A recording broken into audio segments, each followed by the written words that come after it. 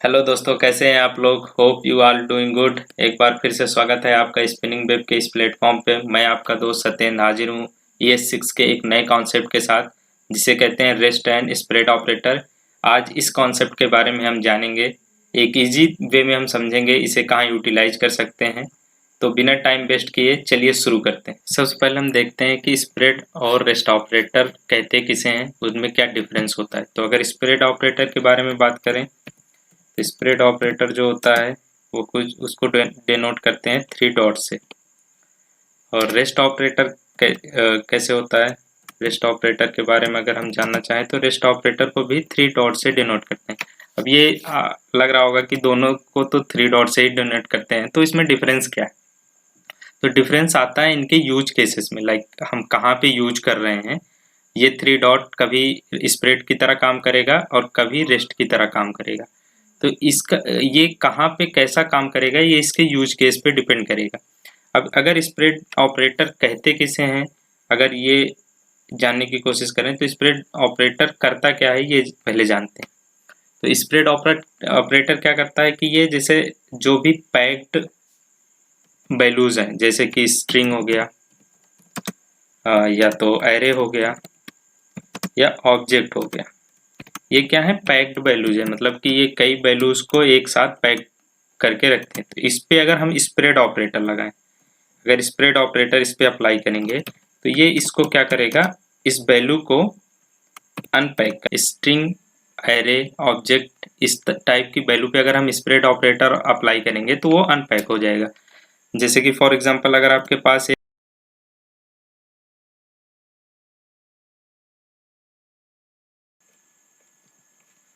1, 2, 3, 4, अगर इस पे हम स्प्रेड ऑपरेटर अप्लाई करेंगे, 3 डॉट्स स्प्रेड ऑपरेटर, इसको हम यहाँ पे स्प्रेड ऑपरेटर की तरह यूज कर रहे हैं फॉर एग्जांपल। तो ये क्या करेगा, इस वैल्यू को कन्वर्ट कर देगा। ये जो इसके ब्रेकर्स हैं ये हट जाएंगे, मतलब ये अनपैक हो जाएगा और ये कुछ ऐसा आ जाएगा 1, 2, 3। अगर अब बात करें रेस्ट ऑपरेटर का, तो रेस्ट ऑपरेटर जस्ट इसका अपोजिट काम करेगा।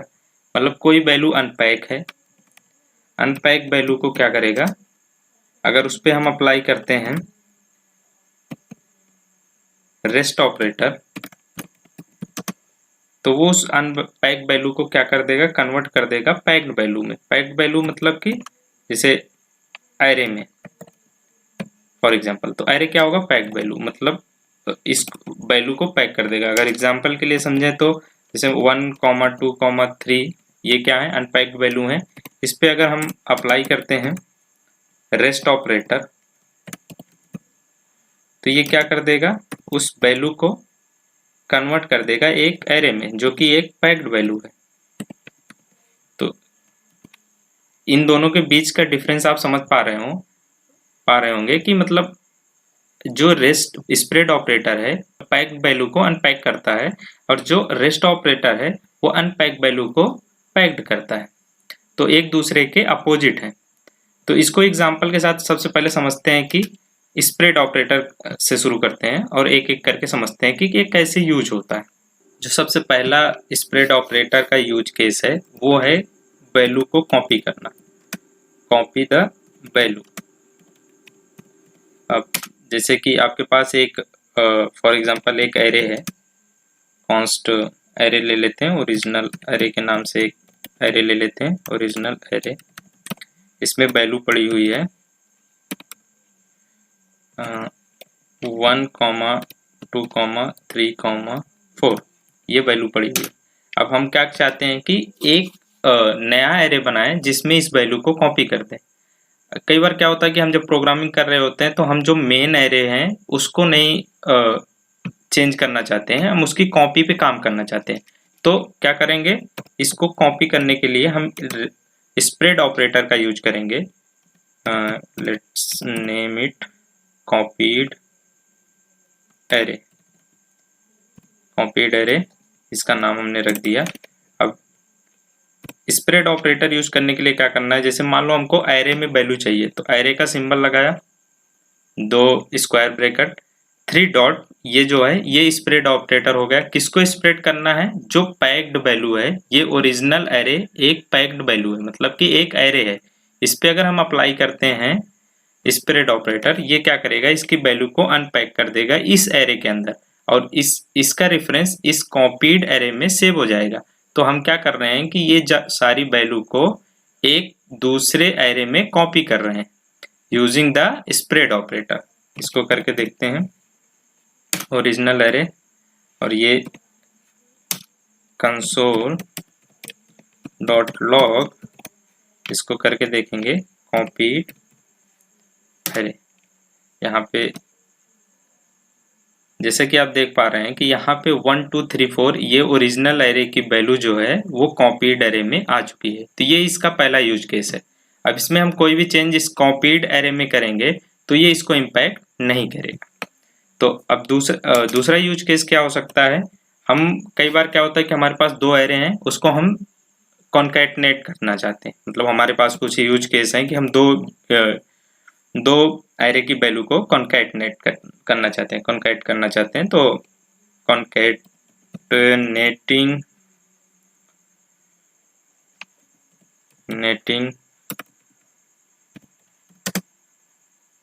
स्पेलिंग मिस्टेक हो सकती है, कॉन्कैटनेटिंग टू एरे। फॉर एग्जांपल हमने एक एरे लिया है कॉन्स्ट, मान लेते हैं एक ग्रुप 1 है, ग्रुप 1 इज इक्वल टू मान लेते हैं 1 2 3। ये एक एरे है जिसमें कि 1 2 3 वैल्यू है। दूसरा एक एरे हो सकता है कॉन्स्ट ग्रुप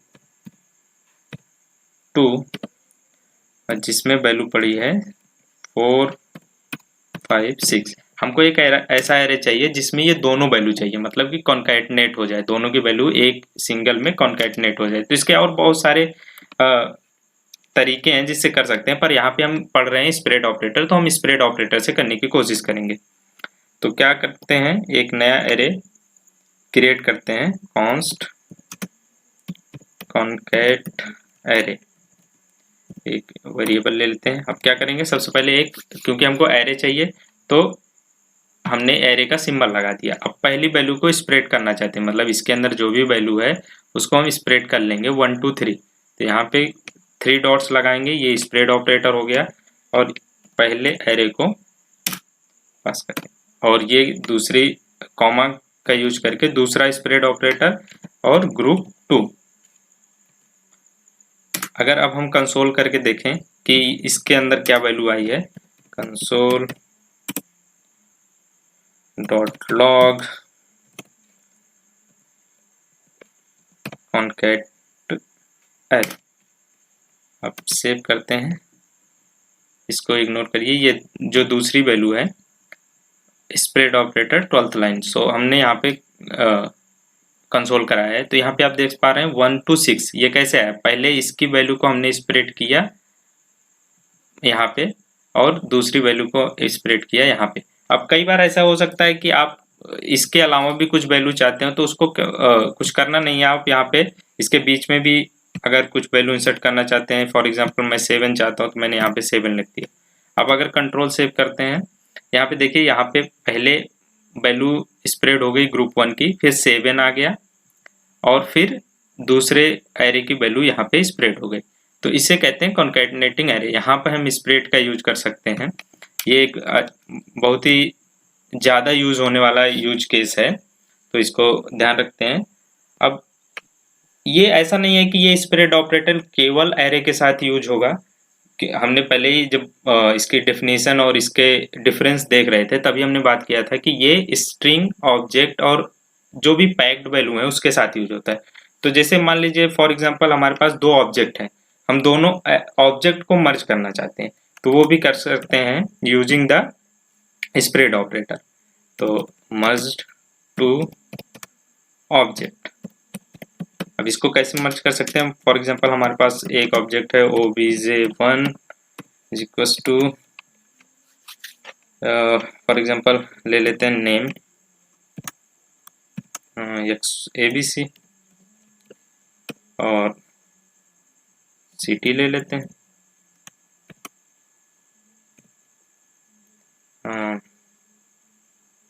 pvh कुछ भी लेते हैं, और एक दूसरा ऑब्जेक्ट है जो इसका कुछ दूसरी वैल्यू स्टोर कर रहा है। ऑब्जेक्ट 2 इक्वल्स टू इसका ले लेते हैं स्कूल XYZ, और कुछ XYZ ही रहने देते हैं। अब क्या चाहते हैं कि हम इस दोनों ऑब्जेक्ट को एक ऑब्जेक्ट के अंदर मर्ज करना चाहते हैं। तो हम एक नया ऑब्जेक्ट बनाते हैं, कॉन्स्ट मर्ज्ड OBJ। अब यहाँ पे हम स्प्रेड ऑपरेटर का यूज करेंगे और हम ऑब्जेक्ट क्रिएट करना चाहते हैं। इस लाइन को कमेंट कर देते हैं, इसको भी कमेंट कर देते हैं, इससे कंफ्यूजन ना हो। और मर्ज ऑब्जेक्ट में क्या करना है, हमको दोनों ऑब्जेक्ट को मर्ज करना है। तो यहाँ पे हमने क्या किया, सबसे पहले सिंबल यूज किया ऑब्जेक्ट का। अब हमको पहला ऑब्जेक्ट चाहिए, पहले पे हमने 3 डॉट का यूज करके OBJ1, ये अब इसकी वैल्यू यहाँ पे स्प्रेड हो गई होगी, मतलब नेम आ गया होगा, सिटी आ गया होगा। अब दूसरे इसमें क्या करते हैं, 3 डॉट का यूज करते हैं, 1 2 3 OBJ2। अब इसको कंसोल करके देखते हैं कि क्या दोनों वैल्यू मर्ज हो चुकी हैं। कंसोल डॉट लॉग और मर्ज्ड ऑब्जेक्ट सेव। यहाँ पे आप देख पा रहे होंगे कि ऑब्जेक्ट 1 में क्या था, नेम सिटी, और ऑब्जेक्ट 2 में था स्कूल। तो हमने क्या किया, दोनों को मर्ज कर दिया, और आप यहाँ पे तीनों वैल्यू देख पा रहे हैं, नेम स्कूल सिटी। तो दोनों ऑब्जेक्ट को मर्ज करने के लिए भी हम इस स्प्रेड ऑपरेटर का यूज कर सकते हैं। तो ये भी एक बहुत ही बढ़िया यूज केस है। ये अक्सर आप जब काम कर रहे होंगे रिएक्ट या किसी भी फ्रेमवर्क में, तो ऐसे बहुत सारे यूज केस आएंगे जहाँ पे आप इस तरह पे स्प्रेड ऑपरेटर का यूज कर सकते हैं। एक और यूज केस देख लेते हैं कि कहाँ पे और यूज कर सकते हैं। फॉर एग्जांपल आपको एक प्रॉब्लम मिली है कि स्ट्रिंग को एरे के अंदर कन्वर्ट करो, स्ट्रिंग टू एरे। अब यहाँ पे कैसे स्प्रेड ऑपरेटर का यूज करके हम ये अचीव कर सकते हैं, वो समझने की कोशिश करते हैं। फॉर एग्जांपल हमारे पास एक स्ट्रिंग है, हम क्योंकि एरे पे क्या होता है ना, ऑपरेशन परफॉर्म करना बहुत आसान हो जाता है, तो इसलिए हम क्या, फॉर एग्जांपल आपको कुछ स्ट्रिंग मिल रही है और आप उसमें कुछ अप्लाई करना चाहते हैं, कुछ चेंजेस करना चाहते हैं, जैसे फर्स्ट वैल्यू को कैपिटल करना चाहते हैं या कुछ भी करना चाहते हैं, तो उसके लिए हम उसको एरे में कन्वर्ट करके आसानी से कर सकते हैं। स्ट्रिंग है, मान लो टेस्टिंग नाम की एक स्ट्रिंग ले लेते हैं, ये टेस्टिंग स्ट्रिंग है। अब इसको क्या करना है कि हमको कन्वर्ट करना है एरे में, तो यूजिंग द स्प्रेड ऑपरेटर। तो हम डायरेक्ट, हम कोई अब ऑब्जेक्ट नहीं ले रहे, मतलब कोई वेरिएबल नहीं क्रिएट कर रहे हैं, हम डायरेक्ट करने की कोशिश करते हैं कंसोल के अंदर ही, कंसोल डॉट लॉग। यहाँ पे कुछ नहीं करना, बस 3 डॉट याद रखिए, 3 डॉट किया और उस वेरिएबल का नाम लिख दिया। अब आप देखेंगे, अब यहाँ पे मिस्टेक ये हो गई, यहाँ पे चलो ठीक है ये भी समझ लेते हैं। यहाँ पे क्या हुआ है कि इस टेस्टिंग जो है वो एक पैक्ड वैल्यू थी, स्ट्रिंग वैल्यू थी, उस पर हमने स्प्रेड ऑपरेटर यूज किया, तो वो क्या हुआ, उसकी अलग अलग वैल्यू स्प्रेड हो गई। अब इसको क्या करते हैं, एक एरे चाहिए था, तो हमको एरे के अंदर इसको पैक कर देते हैं। तो एरे के अंदर हमने पैक कर दिया। अब देखिए क्या है, एक 7 कैरेक्टर का एक एरे मिल गया, उसमें सारे कैरेक्टर क्या है, एज अ वैल्यू स्टोर हो गए। तो ये भी एक यूज केस है स्प्रेड ऑपरेटर का। चलिए अब समझने की कोशिश करते हैं रेस्ट ऑपरेटर का यूज केस। तो रेस्ट ऑपरेटर का सबसे पहला और सबसे फेमस यूज केस क्या है, रिमेंबर हमने कहा था कि रेस्ट ऑपरेटर क्या करता है, अनपैक्ड वैल्यू को पैक करने के काम में आता है। मतलब कि जैसे कॉमा सेपरेटेड वैल्यू है या सिंगल वैल्यूज हैं, तो उसको एक पैक्ड वैल्यू में कन्वर्ट करेगा। तो इसी से रिलेटेड एक इसका यूज केस है, डिस्ट्रक्चरिंग जब हम करते हैं किसी एरे की या ऑब्जेक्ट की, तो वहाँ पे इस रेस्ट ऑपरेटर का यूज कर सकते हैं, जो कि जो बची हुई वैल्यू है उसको पैक करके रख लेगा। फॉर एग्जांपल एक एरे ले लेते हैं, const एज इक्वल्स टू 1, 2, 3, 4, 5 ये एक एरे है। अब हम क्या चाहते हैं कि पहले फर्स्ट नंबर और सेकंड नंबर किसी एक वेरिएबल में स्टोर हो, बाकी जो वैल्यूज हैं 3, 4, 5 वो किसी एक सिंगल वैल्यूज में एज अ एरे स्टोर हो जाए। तो यहाँ पे हम क्या करेंगे, इसको डिस्ट्रक्चरिंग का यूज करके अचीव करेंगे, पर उसके साथ ही हम यूज करेंगे रेस्ट ऑपरेटर, जो कि इन 3 वैल्यूज को पैक करके एक एरे के अंदर रखेगा। चलो करके देखते हैं। और अगर डिस्ट्रक्चरिंग क्या होता है ये नहीं जानते हैं आप, तो आप इसी सीरीज का पिछला लेक्चर देख सकते हैं, जिसमें हमने बहुत ही डीप में जाके समझाया है कि डिस्ट्रक्चरिंग क्या होती है, एरे के केस में, ऑब्जेक्ट केस में, उसके यूज केसेस, सब कुछ डिटेल में एक्सप्लेन किया गया है। तो आप इसको रिफर कर सकते हैं। यहाँ पे ऊपर लिंक आ रही होगी, उसको क्लिक करके उसको विजिट कर सकते हैं। चलिए इसको करने की कोशिश करते हैं। कॉन्स्ट हमने पहला वेरिएबल बनाया नंबर num1, जिसमें हम पहली वैल्यू को स्टोर करेंगे।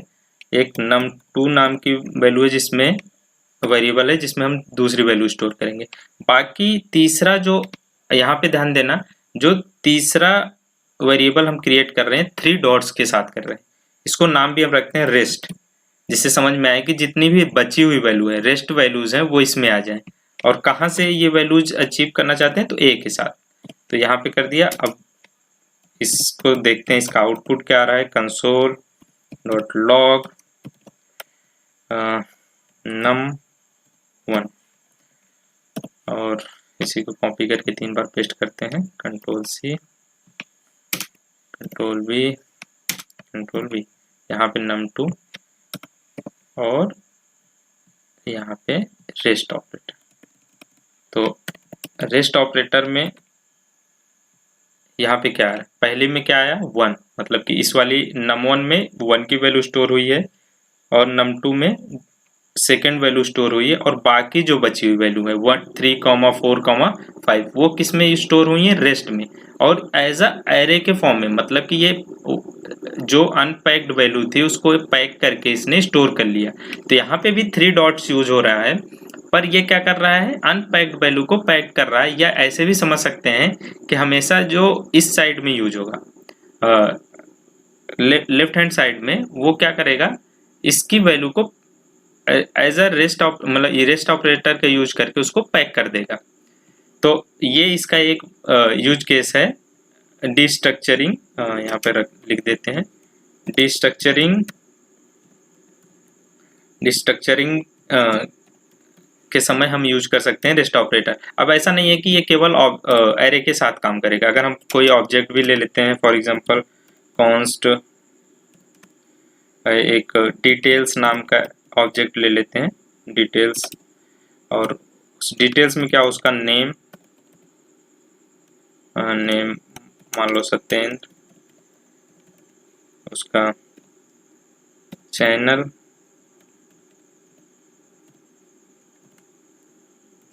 स्पिनिंग वेब,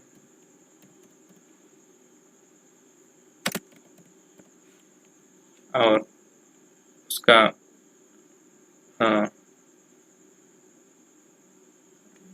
नेम हो गया, चैनल हो गया, और उसका फॉर एग्जांपल हमने कर लिया है कॉलेज या वर्क प्लेस,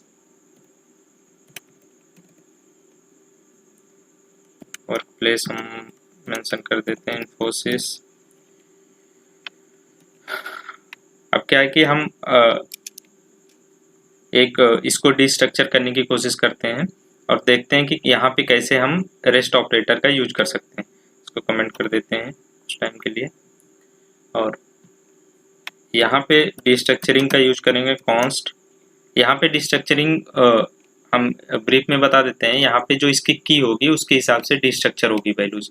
फॉर एग्जांपल हमको चाहिए नेम अलग चाहिए, बाकी सारी डिटेल रेस्ट डिटेल चाहिए। एक हम क्रिएट कर देते हैं variable rest details.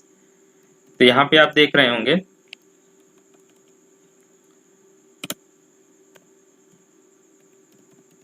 Rest details नाम का एक हमने वेरिएबल क्रिएट कर दिया है, और कहाँ से वैल्यू को पिक कर रहे हैं, डिटेल्स ऑब्जेक्ट से।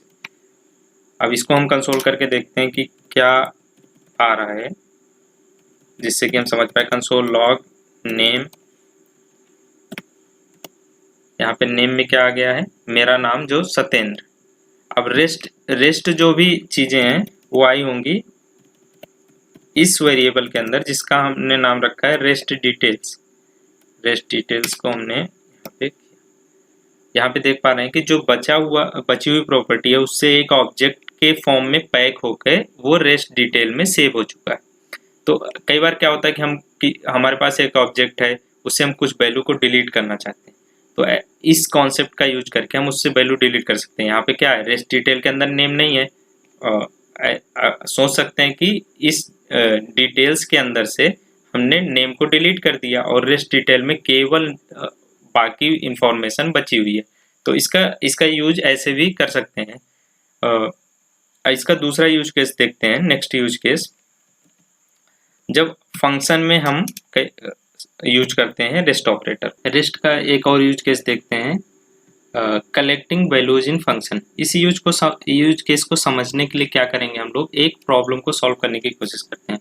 तो प्रॉब्लम क्या है, मैं लिख देता हूँ कि एक फंक्शन हम क्रिएट करना चाहते हैं जो कि हम जो भी वैल्यूज को पास करें वो क्या करें, उसका सम रिटर्न करके दे दे। तो फॉर एग्जांपल हम एक फंक्शन क्रिएट ही कर लेते हैं, कॉन्स्ट सम नाम का एक फंक्शन क्रिएट कर लिया हमने, जिसमें कि मान लो हम अभी के लिए num1 और num2 दो वेरिएबल रिसीव करेंगे और यहाँ से रिटर्न क्या करेंगे, दोनों का सम, num1 प्लस num2। तो अगर हम इसको जो भी वैल्यू प्रोवाइड करेंगे वो उसका सम दे देगा। देखते हैं कंसोल डॉट लॉग और सम को कॉल करते हैं और उसमें फॉर एग्जांपल अभी के लिए मैंने 2 और 3 पास कर दिया। देखते हैं कि क्या आता है। हमने 2 और 3 पास किया और उसकी वैल्यू आ गई 5। फॉर एग्जांपल अब कोई कहता है कि नहीं, हम 2 वैल्यू नहीं पास करना चाहते हैं, हमको एक और वैल्यू पास करनी है और मैं 3 वैल्यूज का सम चाहता हूँ, तो मैंने 4 पास किया। अब देखते हैं क्या होता है। इसने क्या किया, ये 4 वैल्यू को इग्नोर कर दिया। इसने क्या, पहली वैल्यू इसमें पास हुई num1 में, दूसरी वैल्यू पास हुई num2। तो अब हमको क्या करना पड़ेगा, यहाँ पे एक और वेरिएबल क्रिएट करना पड़ेगा num3 और यहाँ पे उसको भी ऐड करना पड़ेगा num3। अब ये तीनों वैल्यू का सम हमको मिल रहा है 2, 3 एंड 4, जो कि 9 होता है। यहाँ पे देख पा रहे होंगे। अब ऐसे कोई और आता है रिक्वायरमेंट चेंज होती है फ्यूचर में और बोलता है कि नहीं, 3 वैल्यू नहीं चाहिए, सम नहीं चाहिए, हम 4 वैल्यू का सम चाहते हैं। तो ऐसे क्या होगा कि रिक्वायरमेंट बढ़ती जाएगी और आप यहाँ पे वेरिएबल क्रिएट करेंगे या तो डिफरेंट फंक्शन क्रिएट करते जाएंगे। एक फंक्शन जो कि काम कर रहा होगा 2 वैल्यूज के सम के लिए, अगला फंक्शन काम कर रहा होगा 3 वैल्यूज के सम के लिए, और उससे ऐसे ही बहुत सारे फंक्शन आपको क्रिएट करने पड़ सकते हैं।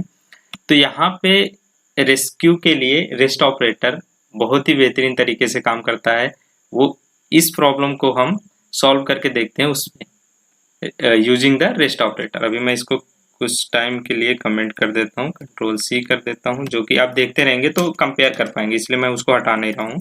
कॉन्स्ट सम, सेम फंक्शन क्रिएट करते हैं और उसको अब यहाँ पे हम क्या करेंगे, हम कोई num1 num2 num3 नहीं यूज करेंगे, हम रेस्ट ऑपरेटर का यूज करेंगे और जो भी वैल्यू वहां से पास होगी उसको एक नंबर्स नाम के, ध्यान से समझिएगा, नंबर्स नाम के वेरिएबल में स्टोर कर लेंगे। तो यहाँ पे क्या होगा, ये 3 डॉट्स, कंफ्यूज नहीं होना है, ये 3 डॉट यहाँ पे रेस्ट ऑपरेटर की तरह काम करेंगे, क्योंकि हम क्या करेंगे अभी सम फंक्शन को कॉल करेंगे और उसमें कॉमा सेपरेटेड वैल्यू को पास करेंगे। तो कॉमा सेपरेटेड वैल्यू क्या है, अनपैक्ड वैल्यू है। यहाँ पे जब वो वैल्यू रिसीव होगी तो रेस्ट ऑपरेटर का यूज करके उसको पैक कर लेंगे, उसको एरे बना लेंगे। तो यहाँ पे मैं कोड लिखता हूँ सम का, मतलब कि जो सम का लॉजिक है वो लिख देता हूँ, रिटर्न नंबर्स में सारी वैल्यूज होंगी, तो तो एक तो या तो आप इस पे लूप कर सकते हैं, तो मैं लूप नहीं करूंगा, मैं थोड़ा सा और ऑप्टिमाइज तरीके से करने की कोशिश कर रहा हूँ। यहाँ पे एक रिड्यूस नाम का फंक्शन होता है जो कि यूज कर सकते हैं। ये एक एरो फंक्शन फर्स्ट आर्गुमेंट लेता है रिड्यूस, और सेकेंड आर्गुमेंट क्या होगा कि इनिशियल वैल्यूज क्या होगी। तो यहाँ पे हम मान लेते हैं इनिशियल सम की वैल्यू 0 है। तो यहाँ पे पहला होता है एक्यूमुलेटर और दूसरा होता है करंट वैल्यू। तो हर इस नंबर्स नाम के एरे पे वो इटरेट करेगा और करंट वैल्यू को निकालेगा और इसमें ऐड करके वो रिटर्न करता रहेगा।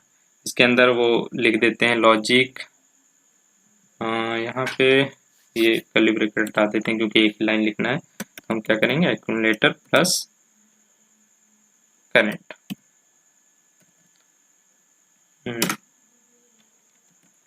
यहाँ पे एक्यूमुलेटर प्लस करंट, ये फंक्शन हमारे पास तैयार हो गया। अब हम सेम काम करते हैं, कंसोल इसको कॉल करने का काम करते हैं, कंसोल डॉट लॉग, और इस सम फंक्शन को कॉल करते हैं पहले। अब मेरी मर्जी है, मैं पास करता हूँ 1,2। 1,2 करने पे क्या आया, उसका सम हमारे पास आ गया। कुछ इसको कंफ्यूज कर रहा है जो ये लॉग है, इसको थोड़ी देर के लिए हम क्या कर देते हैं, कमेंट कर देते हैं। तो यहाँ पे 3 सम आ गया। अब रिक्वायरमेंट चेंज होती है, कोई बोलता है कि मुझे 2 वैल्यूज का सम नहीं चाहिए, हमको 3 वैल्यूज का सम चाहिए। लीजिए भाई, 3 वैल्यूज का भी सम आ गया। और कोई कहता है कि नहीं मुझे और बहुत सारे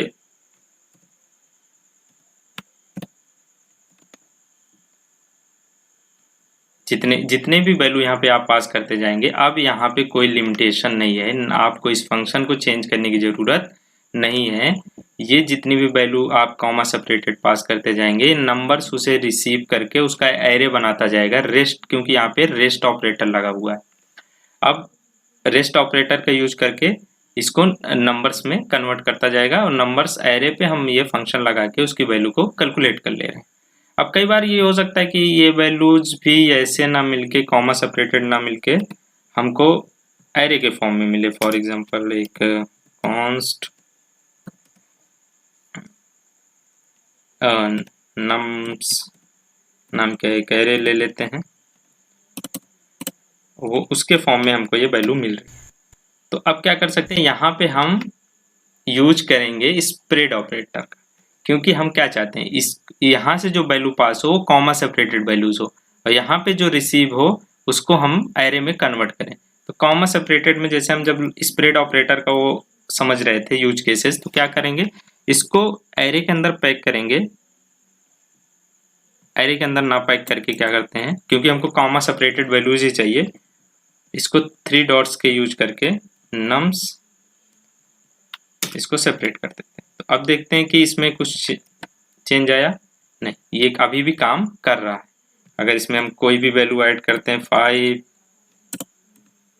या 7, 8, कुछ भी वैल्यू ऐड करते हैं तो उसका सम हमको दे दे रहा है। तो यहाँ पे जो यूज हो रहा है, यहाँ पे मैं मेंशन कर दे रहा हूँ, ये है स्प्रेड ऑपरेट। यहाँ पे जो 3 डॉट्स काम कर रहा है एज अ स्प्रेड ऑपरेटर काम कर रहा है, यहाँ पे जो 3 डॉट काम कर रहा है एज अ रेस्ट ऑपरेटर काम कर रहा है। तो यहाँ पे आप डिफरेंस बहुत ही क्लियरली देख पा रहे होंगे। यहाँ पे हम पैक्ड वैल्यू को अनपैक करने के लिए स्प्रेड ऑपरेटर का यूज कर रहे हैं, और ये वंस ये अनपैक्ड हो गया तो इसको पैक करने के लिए हम रेस्ट ऑपरेटर का यूज कर रहे हैं। तो यहाँ पे अब कई बार क्या हो सकता है कि आपके पास ऐसे यूज केस आ सकते हैं कि हमको ये पहले 2 नंबर का सम नहीं चाहिए, पहले 2 नंबर को छोड़ दो, बाकी जो नंबर्स हैं उनके सम ला के दो हमको लास्ट के। तो यहाँ पे कुछ नहीं करेंगे, यहाँ पे num1 num2 और कॉमा करके यहाँ पे सेव कर देंगे। तो यहाँ पे देख पा रहे हैं 1 और 2 का सम यहाँ पे स्टोर नहीं है। अब ये क्या करेगा, पहली वैल्यू num1 में चली जाएगी, दूसरी वैल्यू num2 में चली जाएगी, और रेस्ट बची हुई जो वैल्यूज हैं वो किस में चली जाएंगी, नंबर्स में। और ये नंबर्स एरे पे हम क्या कर रहे हैं, इटरेट कर रहे हैं और उसका सम निकाल के दे रहे हैं। तो ये भी यूज केस हो सकता है। अब ये कभी भी गलती ये मत करना कि इसको बीच में यूज करना। यहाँ पे हम यूज करके दिखाते हैं, हम गलती करके देखते हैं, क्योंकि हम गलतियों से ही सीखते हैं।